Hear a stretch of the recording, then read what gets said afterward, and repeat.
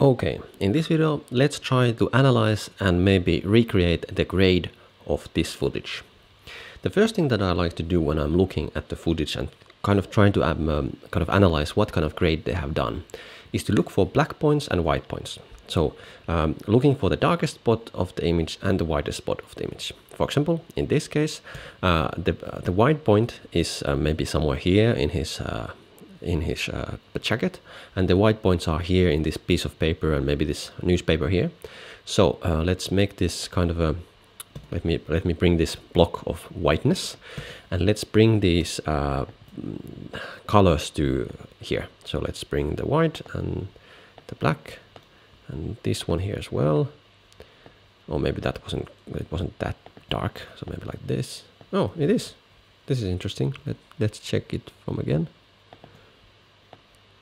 Yeah, there. And here you can see that the blacks are rather black. As you can see, here's the values. This is the tool that I showed in the previous part 2 of the tutorials. You can see that the brightness is really low, it's 3, but the white point, it's 90, so it's not totally white. And you can see from the S, so the saturation, there is a lot of saturation, at least here and here. So we can clearly see that the blacks are rather black, but the whites are not white at all. And then after I have looked at that, I'll just try to get a kind of a feel of what kind of tones there are. Kind of trying to analyze what are the tones separated from the original image. So for example, here I can see that the skin tones are a bit greenish, and the shadows are a bit bluish, and the highlights are a bit yellowish. So that's kind of my initial feeling. But to validate that, the best way to kind of make sure that I'm right, or make sure if I got it right, would be to have an ungraded version of this still image and then try to grade it according to my gut feeling, and then see if we can create the same look. But because we don't have this original frame, we have to use something else. And well, let's look for an image with a neutral skin that is of a person who has a similar skin tone as James Bond. And that you can find easily from this website that we used in the previous tutorials. This is Humanoid website, personal project of one photographer. And here we have a lot of different skin tones and in a neutral studio lighting. So let's look for James Bond guy. So maybe this guy looks rather James Bondish. So then I can just copy this image or save it as a file, or copy it because I'm using Photoshop for this. So I can just paste it here to have him placed on top of this footage. But I actually already done that. So let's remove this, and I have him here. And now the reason why I have him crooked in an angle is that this is something I like to do. I kind of want to trick my brain of thinking that this guy or the reference image is part of the movie. So then let's mask him a bit. So let's kind of hide him behind James Bond. So putting him there, that's totally unnatural, but that's enough to kind of make my brain think that that should be part of the frame. And then my brain kind of starts to work better on trying to understand how the colors are different. So let's start to grade this neutral, kind of ungraded, color corrected, but ungraded footage to match into this scene. And there is a couple of things. There is the luminance, so the brightness of the footage and the contrast. And then there is the hue, and then there's saturation. So let's fix those all with these adjustment layers. And by the way, you can see that all of these are just curves. And in the next video, I will explain you why I use curves so much. But let's do this thing with curves, because curves are universal. You can find this tool in all video editing softwares. So the first thing I like to do is to match the brightness of these two footages. And to do that, I want to take away color.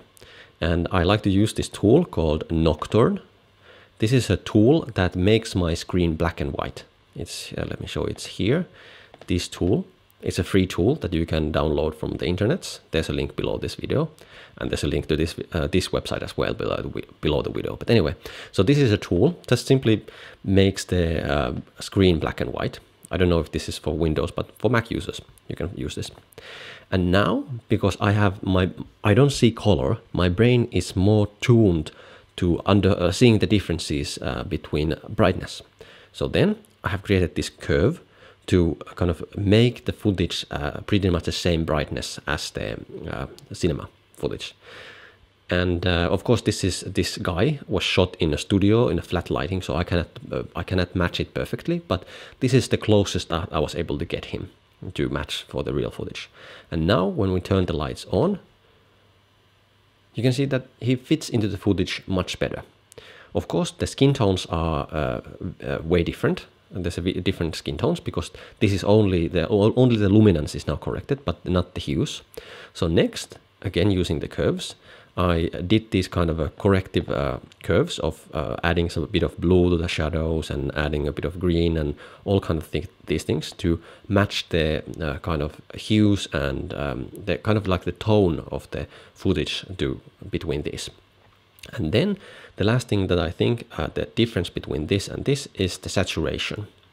So here's, for example, this is by the way a monitoring lookup table with which you can see how the kind of the saturation of these footages are matching together, because it makes the saturation into luminance. So you can kind of by this you can see if there's a difference in luminance.